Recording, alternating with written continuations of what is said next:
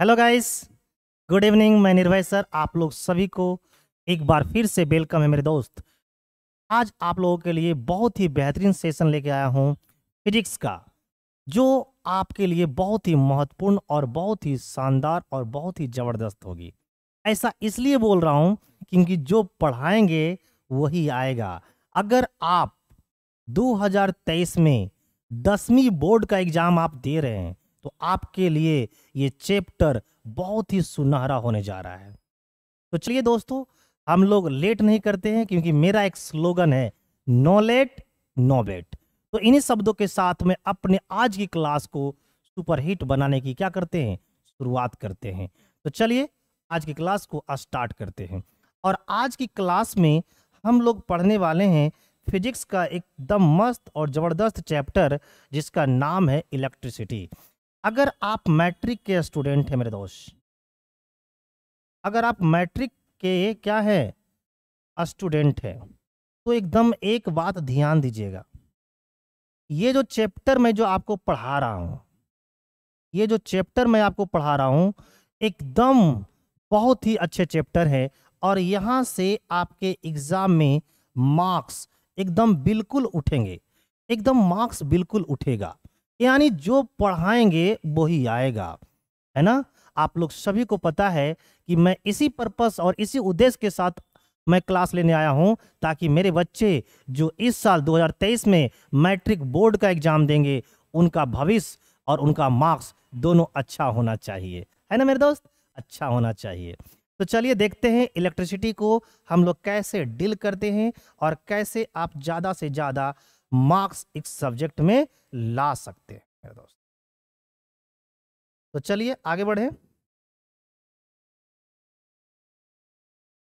देखिए, पहली बातें हम लोग ये देखेंगे, जब कभी भी हम लोग कोई चैप्टर पढ़ेंगे तो हमारी पहली उद्देश्य और हमारी पहली समझ ये होगा कि मैं अपने बच्चों को सबसे पहले ये बता दें कि इस चैप्टर में हम लोग क्या क्या पढ़ने वाले हैं, इस चैप्टर में हम लोग क्या क्या पढ़ने वाले हैं। क्योंकि हम लोग को पहले से पता ही नहीं होता कि क्या क्या पढ़ने वाले हैं, तो हम लोग आगे की जो अनुमान है ना वो नहीं लगा पाते हैं। तो हम लोग यहाँ पर सबसे पहले देखेंगे कि हमें इस चैप्टर में क्या क्या चीज़ें पढ़नी है। तो देखिए, इस अध्याय में हम लोग निम्नलिखित चीज़ों के बारे में पढ़ेंगे। पहला चीज़ है कि विद्युत आवेश क्या होता है। यानी सबसे पहले हम लोग जानेंगे कि इलेक्ट्रिक चार्ज क्या होती है। क्योंकि आप लोग सभी को पता है कि किसी भी कंडक्टर में, किसी भी मेटेलिक वायर में तभी करंट फॉलो होती है जब उस वायर, उस कंडक्टर में क्या उत्पन्न होता हो, तो चार्ज उत्पन्न होता हो। तो चार्ज जब तक बनेगा नहीं, इलेक्ट्रिसिटी आगे फ्लो करेगी ही नहीं। तो सबसे पहले हम लोग पढ़ेंगे चार्ज के बारे में। उसके बाद हम लोग पढ़ेंगे इलेक्ट्रिक करंट क्या होता है ना। इसके बाद हम लोग पढ़ेंगे, आप लोगों को बता दूं तो इलेक्ट्रिक सर्किट क्या होती है। क्योंकि करंट को चलने के लिए एक सर्किट की आवश्यकता होती है। तो भाई कैसे समझेंगे कि यहाँ पर एक सर्किट फुलफिल हो रही है, कि हो रही है या नहीं हो रही है। इन सभी पहलुओं के बारे में हम लोग आज की वीडियो में पढ़ेंगे। आगे है इलेक्ट्रिक पोटेंशियल। ये इलेक्ट्रिक पोटेंशियल क्या होता है, यानी कि विद्युत विभव क्या होता है, इसकी जानकारी भी आज हम लोग लेंगे। इसके बाद हम लोग को पढ़ना है पोटेंशियल डिफरेंस, कि पोटेंशियल डिफरेंस नाम का चीज क्या होती है। इसके बाद हम लोग को पढ़ना है ओम्स लॉ। ये ओम्स लॉ जो है ना मेरे दोस्त, मेरे भाई, ये बहुत ही इंपॉर्टेंट है। हमेशा हर एक साल जो हमारे 10th के बोर्ड के एग्जामिनेशन हुए हैं ना, वो हर एक साल में से हर एक साल आपके ओम के नियम पे आधारित क्वेश्चन आए हैं। तो हम लोग ओम के जो नियम है उसे बहुत ही प्यार और बहुत ही दुलार और बहुत ही इज्जत के साथ मुझे पढ़ने की आवश्यकता है। इसके बाद हम लोग पढ़ेंगे रेजिस्टेंस, यानी कि प्रतिरोध। प्रतिरोध क्या होता है। इसके बाद हम लोग यह चीज पढ़ेंगे कि वह कारक जिस पर किसी चालक का प्रतिरोध निर्भर करता है, ऐसा कौन कौन सा फैक्टर है जिस पर किसी कंडक्टर का रेजिस्टेंस डिपेंड करती है, किसी चालक का प्रतिरोध निर्भर करता है। इस पहलुओं पर भी हम लोग आगे चर्चा करेंगे। तो इतने चीज तो इस स्लाइड में आप लोग को दिख रहा है कि क्या क्या चीजें पढ़नी है। आगे की स्लाइड में भी कुछ और बातें हैं जो आप लोग को मैं दिखा देता हूं कि और आगे क्या क्या चीजें हमें पढ़नी है। तो आगे देखिए क्या पढ़ना है। इसके बाद हम लोग को पढ़ना है आपको प्रतिरोधकता, यानी कि रेसिस्टिविटी। रेसिस्टिविटी क्या होती है इसकी भी जानकारी हम लोग लेंगे। इसके बाद हम लोग को पढ़ना है कॉम्बिनेशन ऑफ रजिस्टर्स, कि रजिस्टर्स को कैसे जोड़ते हैं, कौन कौन सी क्रम में जोड़ते हैं। तो देखिए यहां पर लिखा हुआ है श्रेणी क्रम संयोजन। रजिस्टर्स को एक तो श्रेणी क्रम में जोड़ते हैं और दूसरा जोड़ते हैं पैरेलल कॉम्बिनेशन, यानी कि पार्श्व क्रम या समांतर श्रेणी बोलते हैं उसको। ठीक है, अगला विद्युत धारा का उष्मीय प्रभाव, heating effect of electric current, है ना, कि हमारे जो इलेक्ट्रिसिटी जो करंट होती है उस पर हीट का क्या प्रभाव पड़ता है, हीट उत्पन्न होने से हमारी इलेक्ट्रिसिटी पर क्या प्रभाव पड़ता है, इसकी जानकारी भी हम लोग लेंगे। इसके बाद हम लोग को पढ़ना है इलेक्ट्रिक पावर, यानी कि विद्युत शक्ति। विद्युत शक्ति क्या होता है, और लास्ट हम लोग को पढ़ना है इलेक्ट्रिकल एनर्जी, यानी कि विद्युत ऊर्जा क्या होता है। जब हम इन टॉपिकों को कवर करेंगे मेरे दोस्त मेरे भाई, उस दिन ये चैप्टर पूरी तरीका से एंड हो जाएगी। ये था ओवरव्यू इस चैप्टर का कि इस चैप्टर में हम लोग क्या क्या स्टडी करने वाले हैं। अब हम आगे देखेंगे एकदम शुरू से, जैसे पहले क्या था इलेक्ट्रिक चार्ज, अब आगे हम लोग पढ़ेंगे कि इलेक्ट्रिक चार्ज क्या होता है, इलेक्ट्रिक चार्ज क्या होता है। तो ये था आपके पूरे टॉपिक जो इस हम लोग चैप्टर में पढ़ने वाले हैं। आगे आगे की बात हम लोग अगले स्लाइड में करते हैं। ये रहा अगली बातें, ये रही हमारी अगली बातें जो अगले स्लाइड पर मुझे बताया जा रहा है। ये देखिए क्या है चीजें। तो सबसे पहले हम लोग को पढ़ना है इलेक्ट्रिक चार्ज क्या है। सबसे पहले इलेक्ट्रिक चार्ज क्या है, आप लोग सभी बच्चों को ये पता है कि जब तक किसी कंडक्टर या जब तक किसी मेटालिक वायर में चार्ज उत्पन्न नहीं होगा तब तक करंट का फ्लो नहीं होगा। और चार्ज ये जो कंडक्टर में प्रोड्यूस करता है और ये जो बनाता है वो होता कौन है, इलेक्ट्रॉन। वो कौन होता है, इलेक्ट्रॉन, है ना। इलेक्ट्रॉन की वजह से कंडक्टर में चार्ज उत्पन्न होता है और वो जब चार्ज उस कंडक्टर में एक पार्टिकुलर डायरेक्शन में फ्लो होती है तो उस कंडक्टर में क्या पैदा होती है, तो आपका आंसर होगा कि सर विद्युत उत्पन्न होती है। क्या उत्पन्न होती है, विद्युत उत्पन्न होती है। तो मेरे दोस्त मेरे भाई एक बात ध्यान देना कि जिस प्रकार से पदार्थ में द्रव्यमान होती है ठीक उसी प्रकार से पदार्थ में आवेश होती है।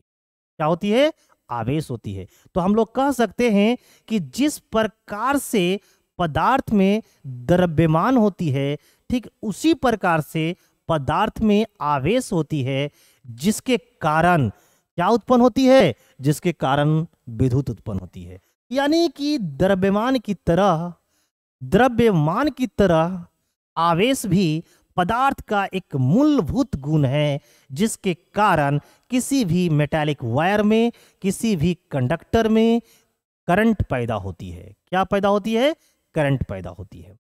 अब जरा यहां पर समझते हैं कि जब भी कोई चीज प्रोड्यूस होता है, जब भी कोई चीज बनता है तो उसको हम लोग नापते हैं, मापते हैं।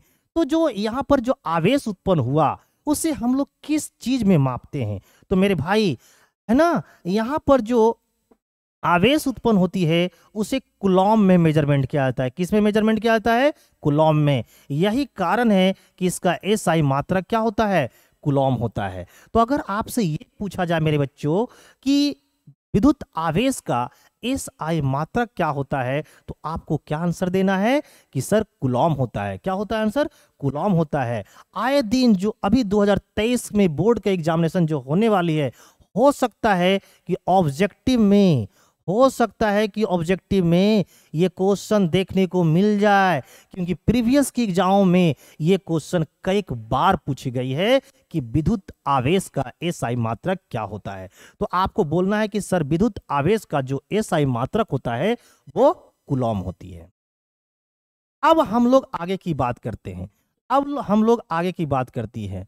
तो ये जो चार्ज होता है, ये जो चार्ज उत्पन्न होती है, यानी कि जो आवेश उत्पन्न होती है, ये आवेश उत्पन्न होती है किसकी वजह से? इलेक्ट्रॉन की वजह से। किसकी वजह से? इलेक्ट्रॉन की वजह से। क्लियर है ना? तो भाई हमें चार्ज निकालना है, हमें टोटल चार्ज निकालना है। तो टोटल चार्ज निकालने के लिए एक फॉर्मूला होता है N गुना E। N गुना E। किसी भी कंडक्टर, किसी भी मेटल पे कितने चार्ज उत्पन्न हो रहे हैं, इसको निकालने के लिए हम लोग क्या लगाएंगे? N गुना E का एक फॉर्मूला है। इस पे आप पुट कर दोगे तो total charge in that conductor, है ना, उस चालक का टोटल चार्ज निकल के आ जाएगा। अब देखिए जहां पर N क्या है, तो N है number of electrons flowing through the metallic wire. धातु के तार से बहने वाले इलेक्ट्रॉनों की संख्या। N क्या है? कि उस धातु तार से बहने वाले इलेक्ट्रॉनों की क्या है? संख्या है। इसके बाद है E क्या है? तो E है चार्ज ऑन वन इलेक्ट्रॉन।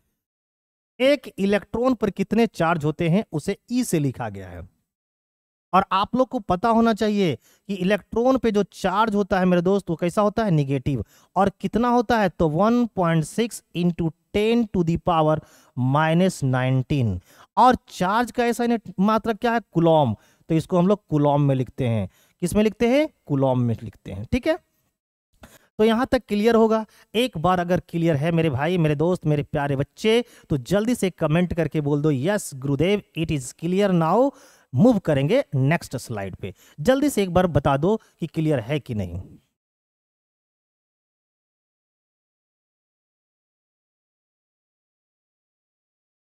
चलिए, बहुत बढ़िया, बहुत बढ़िया, एकदम सारे बच्चे का जवाब आ रहा है यस गुरुदेव एकदम क्लियर है। अगले स्लाइड की ओर मूव करें। यस, चलिए तो हम लोग अगले स्लाइड की ओर मूव करते हैं। हम लोग अभी फिलहाल समझे हैं चार्ज क्या होता है, चार्ज कैसे निकाली जाती है, ये सब समझ चुके हैं। आगे हम लोग देखेंगे,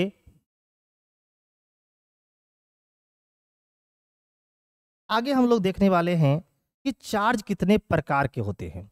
तो जो इलेक्ट्रिक चार्ज होती है, जो इलेक्ट्रिक चार्ज होती है मेरे दोस्त, वो दो प्रकार की होती है। कितने प्रकार की होती है? दो प्रकार की।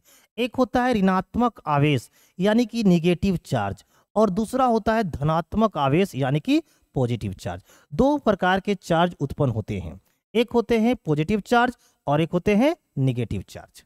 अब यहां पर देखिए, जो हमारा निगेटिव चार्ज है ना, वो इसका जो प्रवाह होता है, इसका जो फ्लो होता है, वो निम्न विभव से उच्च विभव की तरफ होता है। निम्न विभव और उच्च विभव, आप बोलिएगा सर निम्न विभव और उच्च विभव तो मुझे समझ में नहीं आ रहा है, तो एक बार जरा सा हम लोग इंग्लिश में इसे पढ़ते हैं। लिखा है कि flow from lower potential to higher potential, यानी कि जो जो हमारा निगेटिव चार्ज होते हैं वो लोअर पोटेंशियल से हायर पोटेंशियल की ओर मूव करते हैं। अब जरा सा हम लोग एक सेल बनाते हैं। देखिए ये हमारा एक क्या है? सेल है। तो सेल का जो बड़ी वाली टर्मिनल है उसे पॉजिटिव बोलते हैं और छोटी वाले को निगेटिव बोलते हैं। तो निगेटिव चार्ज जो होती है वो कहां से कहां की चलती है? तो निगेटिव चार्ज चलती है आपको निम्न विभव से उच्च विभव की ओर। तो निम्न विभव कौन? ये वाली, ये हमारा निम्न विभव है। तो चार्ज हमारा इधर से इधर की ओर चलेगा। कौन वाली? Negative charge. अब जरा सा हम लोग पॉजिटिव चार्ज के बारे में बात करते हैं। तो इसका प्रवाह उच्च विभव से निम्न विभव की तरह होता है, यानी कि जस्ट उल्टा, जस्ट उल्टा होता है मेरे भाई, जस्ट उल्टा। यानी कि अगर ये हमारे क्या है? सेल हैं, और ये पॉजिटिव चार्ज है और ये क्या है? Negative charge. तो जो आपका पॉजिटिव चार्ज जो होता है वो हायर पोटेंशियल से लोअर पोटेंशियल की तरफ मूव करती है ना? हायर पोटेंशियल से लोअर पोटेंशियल की तरफ मूव करती है ना? अब यहां पर अगली बातें करते हैं कि जैसे इलेक्ट्रॉन का जो मूव होता है, अगर मैं बात करूं कि इलेक्ट्रॉन कैसे मूव करती है, तो इलेक्ट्रॉन भी, अब बताओ इलेक्ट्रॉन पे चार्ज कैसा होता है? निगेटिव। और निगेटिव चार्ज किधर से किधर की मूव करते हैं? तो लोअर पोटेंशियल से हायर पोटेंशियल की तरफ। तो इलेक्ट्रॉन भी क्या करेगी? निगेटिव चार्ज क्या करेंगे? इलेक्ट्रॉन भी जो होगा वो आपको लोअर पोटेंशियल से हायर पोटेंशियल की तरफ जाना पसंद करते हैं, है ना? यहां पर देखिए इलेक्ट्रिसिटी करंट, जो इलेक्ट्रिक करंट है, जो विद्युत धारा है, वो भी जो विद्युत धारा है वो हायर पोटेंशियल से लोअर पोटेंशियल की ओर मूव करना चाहते हैं। यानी जो हमारा इलेक्ट्रिसिटी करंट है, करंट यानी कि आई भी हायर पोटेंशियल से लोअर पोटेंशियल की ओर जाना पसंद करते हैं। तो हम लोग बोल सकते हैं कि करंट का जो प्रवाह होता है वो इलेक्ट्रॉनों के प्रवाह के क्या होते हैं, विपरीत होते हैं।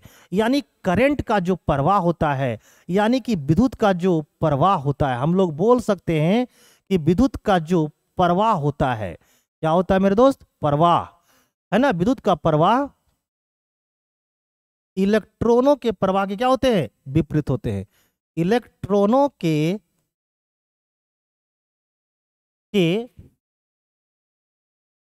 प्रवाह के क्या होते हैं, विपरीत होते हैं। एकदम ध्यान रखना, इलेक्ट्रॉनों के प्रवाह के क्या होते हैं, विपरीत होते हैं। क्लियर है, इलेक्ट्रॉनों के प्रवाह क्या होते हैं, विपरीत होते हैं। अब हम लोग को एक और बात समझना है कि भाई कैसे समझेंगे कि इस कंडक्टर या इस मेटेलिक वायर में निगेटिव चार्ज है या पॉजिटिव चार्ज है। अगर आपके जो वायर है, अगर जो आपके कंडक्टर हैं उसमें इलेक्ट्रॉनों की संख्या अगर प्रोटॉनों की संख्या से ज्यादा है तो उस मेटेलिक वायर में यानी कि उस कंडक्टर में जो चार्ज उत्पन्न हो रहे होंगे वो निगेटिव चार्ज उत्पन्न हो रहे होंगे। और अगर इलेक्ट्रॉनों की संख्या प्रोटॉनों की संख्या से कम है तो वहां पर कैसी चार्ज उत्पन्न हो रही होगी, पॉजिटिव चार्ज उत्पन्न हो रही होगी।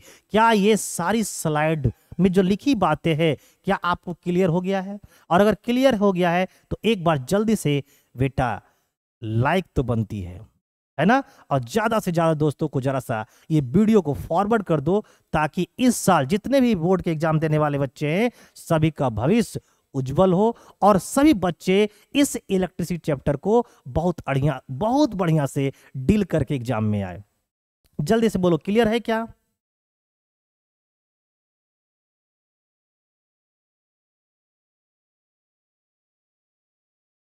चलिए अब यहां से आगे बढ़ते हैं बच्चे।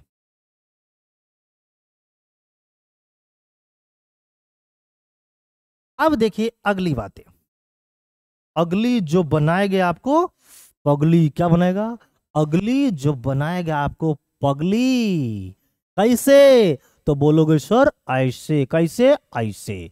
आगे की जो बात है वो मुझे पढ़ना है इलेक्ट्रिक करंट के बारे में, यानी कि विद्युत धारा के बारे में। ये विद्युत धारा होता क्या है, जरा सा आगे पढ़ते हैं।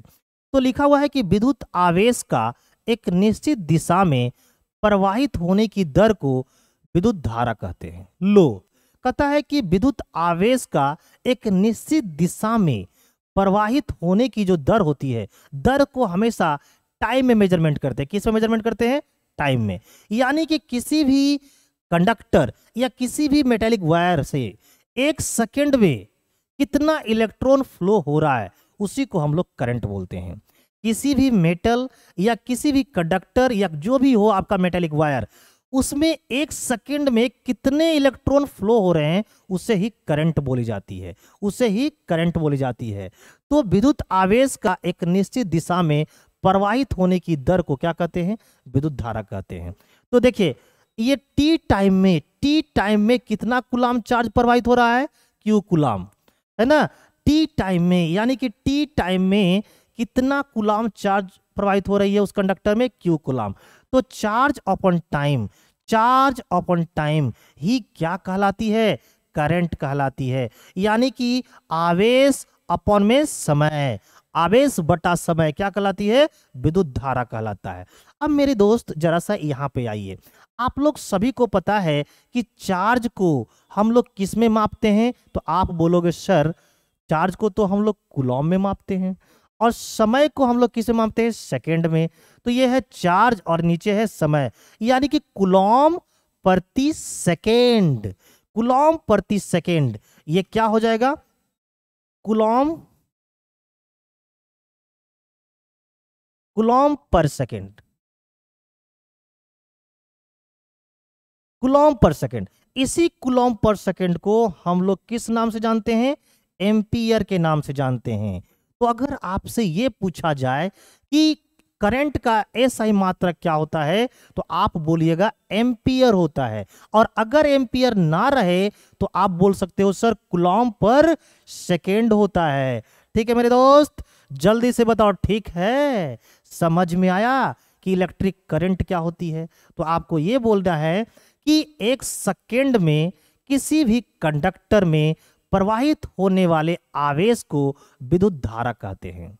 क्या कहते हैं? विद्युत धारा कहते हैं।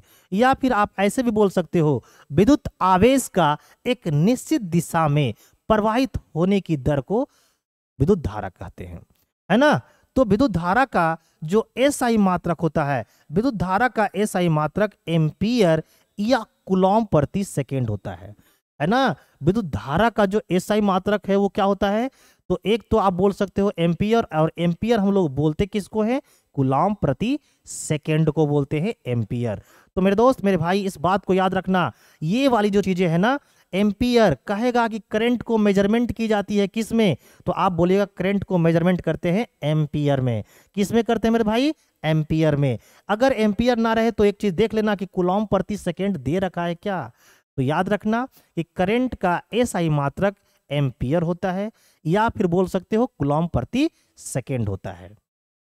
जल्दी से बोलो, क्लियर है ये स्लाइड? अगर ये स्लाइड क्लियर है तो अगले और मूव करेंगे, क्योंकि मुझे आप लोगों को एकदम पूरी तरीका से क्लियर करना है, और इतने प्यार से क्लियर करना है ताकि जो आपका एग्जाम है ना 2023 में बोर्ड की एग्जाम, एकदम बहुत बढ़िया बढ़िया गुजरे। ठीक है, चलिए आगे बढ़ते हैं मेरे भाई, आगे बढ़ते हैं।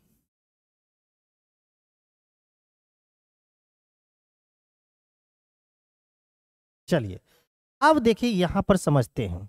यहां पर लगा है कि विद्युत धारा की दिशा हमेशा इलेक्ट्रॉनों के प्रवाह की दिशा के विपरीत होती है। ये बातें जो अभी आपको स्लाइड पे दिख रही है, ये तो बातें मैं चार्ज यानी कि आवेश को बताते समय ही बता दिया था कि इलेक्ट्रॉनों के प्रवाह के विपरीत दिशा में करंट का प्रवाह होता है। यानी जिधर इलेक्ट्रॉन जाएगी उसके उल्टे दिशा में, उसके उल्टे दिशा में आपकी करंट आएगी, उसके उल्टे दिशा में आपकी करंट आएगी।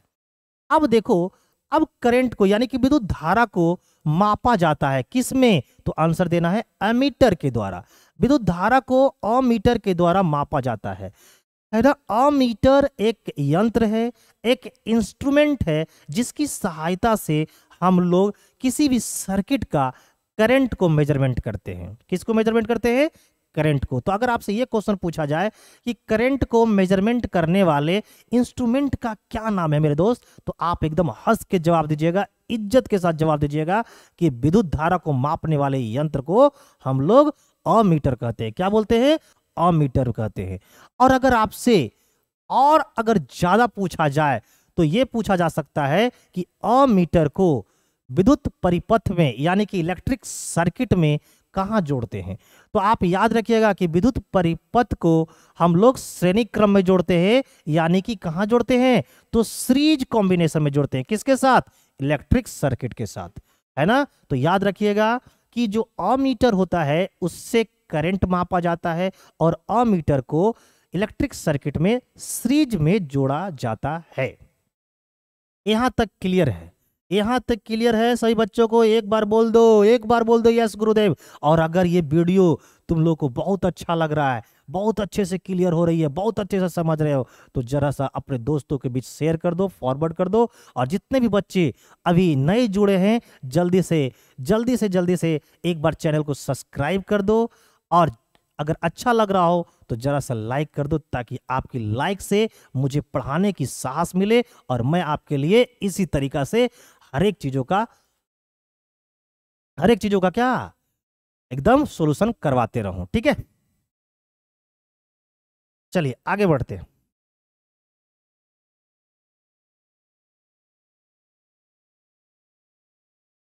देखिए अगली बातें, आगे की जो बातें हैं वो है विद्युत परिपथ। विद्युत परिपथ बोले तो इलेक्ट्रिक सर्किट। ये इलेक्ट्रिक सर्किट होता क्या है? तो विद्युत धारा के सतत और बंद पथ को विद्युत परिपथ कहते हैं। अगर विद्युत धारा का बोला गया, विद्युत धारा का सतत एवं बंद परिपथ को हम लोग क्या बोलते हैं? इलेक्ट्रिक सर्किट बोलते हैं। एकदम पूरा, जैसे देखिए इस सर्किट में, देखिए यहां से ये हमारा हायर पोटेंशियल है, तो करंट हमारा हायर पोटेंशियल से निकल के आएगी। ये देखिए निकल के जा रही है, निकल के ये कंडक्टर में और फिर से यहाँ पर वापस फिर उसी पोजीशन में पहुंच गया। तो ये क्या है, क्लोज पाथ है और करंट एकदम लगातार क्या हो रही है, इस सर्किट में फ्लो हो रही है। तो इस सर्किट में करंट का लगातार फ्लो होना और एक क्लोज पाथ बनाना ही इलेक्ट्रिक सर्किट कहलाता है, इलेक्ट्रिक सर्किट कहलाता है। और विद्युत परिपथ में विद्युत धारा की जो दिशा होती है वो इलेक्ट्रॉनों के प्रवाह की दिशा क्या होती है, विपरीत होती है। किसी भी इलेक्ट्रिक सर्किट में जो करंट का जो डायरेक्शन होगा ना, वो इलेक्ट्रॉन के फ्लो होने के डायरेक्शन का क्या होगा, जस्ट अपोजिट होगा, चाहे वो कोई भी इलेक्ट्रिक सर्किट क्यों ना हो। चलिए यहां तक क्लियर होगा, यहां तक क्लियर होगा मेरे भाई, यहां तक क्लियर होगा। अब आइए इस स्लाइड पे, आगे की जो स्लाइड है इस पे पढ़ना है मुझे विद्युत विभव यानी कि इलेक्ट्रिक पोटेंशियल। ये इलेक्ट्रिक पोटेंशियल क्या है, ये इलेक्ट्रिक पोटेंशियल क्या है? तो आप बोलोगे सर ये क्या है, वो एक प्रकार के देख लो तो काम है। इलेक्ट्रिक पोटेंशियल एक प्रकार का क्या है, वर्क है, काम है। देखिए कैसे काम है वो अभी आपको समझ में आएगा। लिखा है कि अनंत से इकाई धन आवेश को किसी बिंदु तक लाने में किया गया कार्य को उस बिंदु का विद्युत विभव कहते हैं। अनंत से यानी कि इन्फिनिटी से इकाई धन आवेश को किसी पॉइंट तक लाने में जो आप काम करते हो ना, वही कहलाता है उस पॉइंट का क्या, इलेक्ट्रिक पोटेंशियल, है ना। जैसे इस क्यू कुलाम चार्ज को मेरे भाई, इस क्यू कुलाम चार्ज को, है ना, इस क्यू कुलाम चार्ज को हम उठाकर, इस क्यू कुलाम चार्ज को उठा के कहां लाए, इस पॉइंट तक। तो जो हमने काम किया, हमने काम क्या किया, ये W, यही हमारा क्या है, इलेक्ट्रिक पोटेंशियल। तो Q coulomb charge, Q coulomb charge में, क्यू कुलाम चार्ज को इस पॉइंट से इस पॉइंट तक लाने में, यानी कि बोल सकते हो एक बिंदु से दूसरे बिंदु तक लाने में जो काम करना होता है, वो उस जो काम करना होता है वह उस पॉइंट का क्या कहलाता है, तो पोटेंशियल कहलाता है। क्या कहलाता है, पोटेंशियल कहलाता है। अब देखो बिंदु ए पर विद्युत विभव कितना है, तो इस बिंदु का अगर हम लोग पोटेंशियल निकालना चाहें, इस बिंदु का हम लोग क्या निकालना चाहें, पोटेंशियल, तो कैसे निकालेंगे? देखिए हमें W काम करना पड़ा, कितने कुलाम चार्ज को लाने में, क्यू कुलाम चार्ज को लाने में कितना काम करना पड़ा, W। तो एक कुलाम चार्ज को लाने में कितना काम करना पड़ेगा, इतना काम करना पड़ेगा। और जो एक कुलाम को लाने में जितना काम करना पड़ेगा उसी को बोलते हैं क्या, इलेक्ट्रिक पोटेंशियल, उसी को बोलते हैं क्या है, इलेक्ट्रिक पोटेंशियल। अब देखिए ये हमारा, अब देखिए ये हमारा क्या है, W। ये W किस में भाई, तो W किसको बोलते हैं, वर्क को। W किसे बोलते हैं, वर्क को। और वर्क का जो SI यूनिट होता है वो क्या होता है, जूल। और ये क्या है, कुलॉम। तो कुलॉम का SI मात्रक क्या होता है, ये हमारा क्या है, चार्ज। और चार्ज का SI मात्रक क्या होता है, कुलॉम। तो यहां पर ऊपर में है क्या, जूल, और नीचे में है क्या, कुलॉम। तो जो यूनिट बन के आएगा वो क्या बन के आएगा, जूल पर कुलॉम, जूल पर कुलॉम। और जूल पर कुलॉम को ही हम लोग बोलते हैं वोल्ट। जूल पर कुलॉम को ही मेरे दोस्त क्या बोलते हैं हम लोग, है वोल्ट, है ना। जूल पर कुलॉम को ही हम लोग क्या बोलते हैं, वोल्ट। एक बार फिर से इसे समझते हैं। क्या हमने बोला कि इकाई धनावेश को अनंत से एक बिंदु से दूसरे बिंदु तक लाने में जो काम करना होता है उसे ही हम लोग क्या बोलते हैं, आपको इलेक्ट्रिक पोटेंशियल। तो देखिए तो इकाई धनावेश को इस पॉइंट से हमने कहां लाया, यहां तक, यानी कि कह सकते हो कि अनंत से यहां तक लाए। तो यहां तक जो लाने में जो काम करना होता है उसी को बोलते हैं इलेक्ट्रिक पोटेंशियल। तो हमने काम कितना किया था, W, है ना। क्यू कुलाम चार्ज को लाने में W काम करना होता है, तो भाई एक कुलाम चार्ज को लाने में कितना काम करना होगा, तो आप बोलोगे सर W/Q। और जो यही है उसे हम लोग बोलते हैं potential at point A, at point A, ठीक है। अब देखो तो हम लोग वर्क को मेजरमेंट करते हैं जूल में, और जो हम लोग का चार्ज है उसको मेजरमेंट करते हैं कूलम में, तो ये बन के आएगा जूल पर कूलम, और जूल पर कूलम को ही क्या बोलते हैं, तो आप बोलोगे सर जूल पर कूलम को ही हम लोग वोल्ट बोलते हैं। ठीक है, तो इसका एसआई यूनिट भी क्या बनेगा, वोल्ट बनेगा, और वो हम लोग को आगे पता चलेगा। अगले स्लाइड की ओर मूव करेंगे।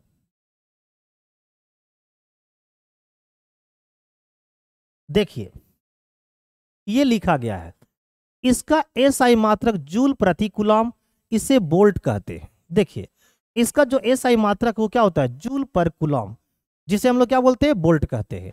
और ये जो वोल्ट जो यूनिट पड़ा है ना, वो एक भौतिक थे, है ना, इटली के एक भौतिक विज्ञानी थे अलेसांद्रो वोल्टा, इनके नाम पर ही इलेक्ट्रिक पोटेंशियल का एसआई यूनिट रखा गया, क्या, वोल्ट, है ना। इटली के एक भौतिकी विज्ञानी थे जिनका नाम था अलेसांद्रो वोल्टा, उन्हीं के नाम पर इलेक्ट्रिक पोटेंशियल का एसआई यूनिट क्या रख दिया गया, आपको वोल्ट रख दिया गया। ठीक है, यही वो व्यक्ति हैं जिन्होंने एसआई यूनिट, इन्हीं के नाम पर वो एसआई यूनिट का नाम रखा गया, किसके नाम पर, अलेसांद्रो वोल्टा के नाम पे।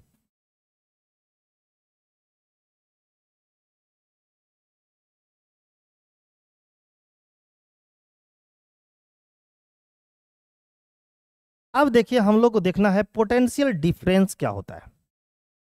एक बिंदु से दूसरे बिंदु तक इकाई धनावेश को ले जाने में जो कार्य संपादित होता है उसे दो बिंदुओं के बीच का विभवांतर कहते हैं।